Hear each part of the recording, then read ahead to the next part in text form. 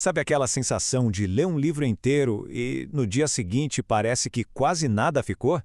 Se isso acontece com frequência, saiba que o problema não é a sua memória. Nesta análise, a gente vai entender direitinho por que isso acontece e, mais importante, como virar esse jogo de uma vez por todas. Pois é, essa é a pergunta de US$ 1 milhão, não é mesmo? A gente dedica tempo, se esforça e a informação parece que evapora. É frustrante demais. Mas a boa notícia é que existe uma explicação para isso e, claro, uma solução. E a chave está toda aqui, nessa diferença. Muita gente, sem perceber, cai na armadilha do aprendizado passivo. Sabe? Reler, grifar tudo. Parece que estamos sendo produtivos, mas na verdade o cérebro não está trabalhando de verdade. A solução está do outro lado, no aprendizado ativo, que é quando a gente força o cérebro a se esforçar para lembrar. Pensa assim, aprender é como malhar o cérebro. Se o exercício for fácil demais, o músculo não cresce. A gente precisa de um desafio, de uma dificuldade desejável. Não pode ser tão difícil a ponto de a gente desistir, mas tem que ter aquele esforcinho que faz a conexão no cérebro ficar mais forte. Bom, então o nosso caminho vai ser esse aqui. A gente vai passar por esses 5 pontos para construir um método de aprendizado que realmente funciona e que faz o conhecimento grudar na mente. Vamos começar pelo começo, entendendo o problema. Por que será que ler a mesma página 10 vezes não adianta nada? A resposta está num truque que nosso cérebro nos prega, chamado de ilusão de fluência.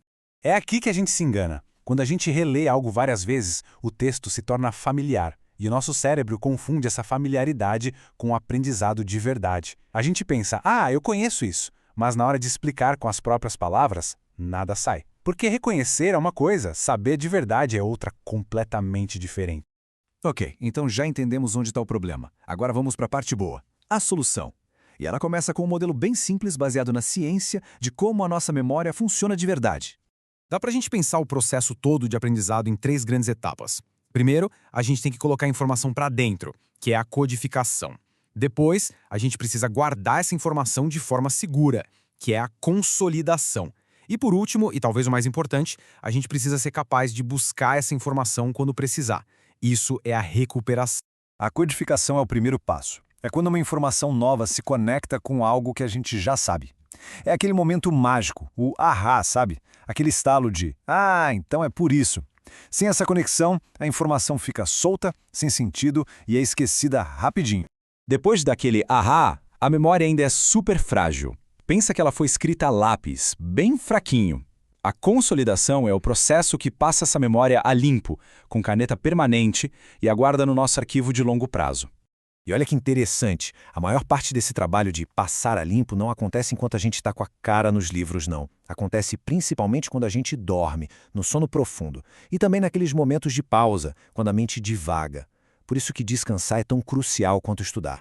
E chegamos na recuperação.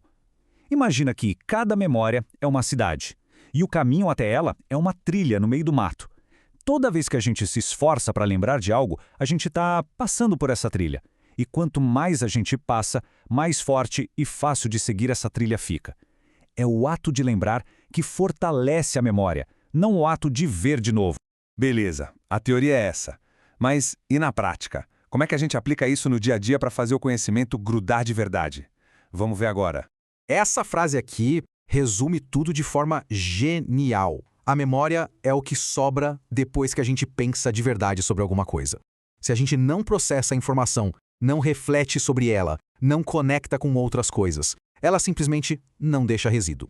Ela some.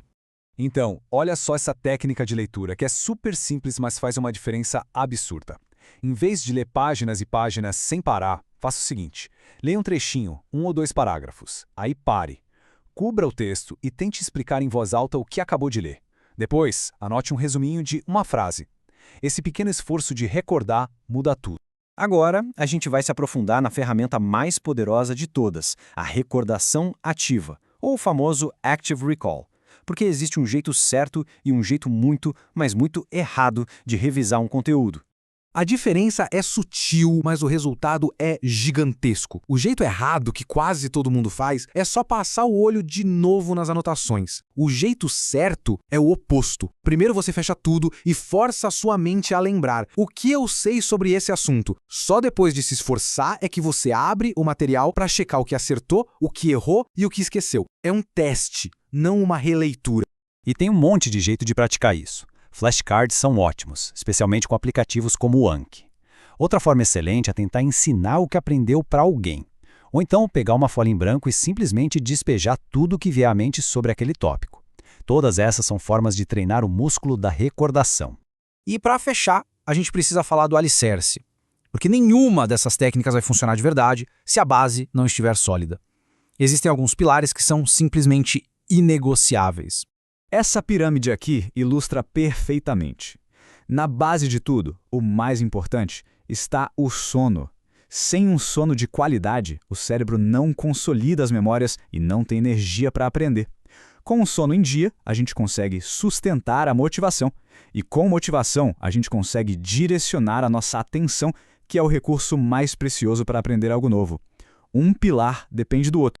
E quando a gente fala de motivação, não é sobre andar animado o tempo todo. É sobre ter um motivo claro para agir. Saber exatamente o porquê de estar estudando aquilo.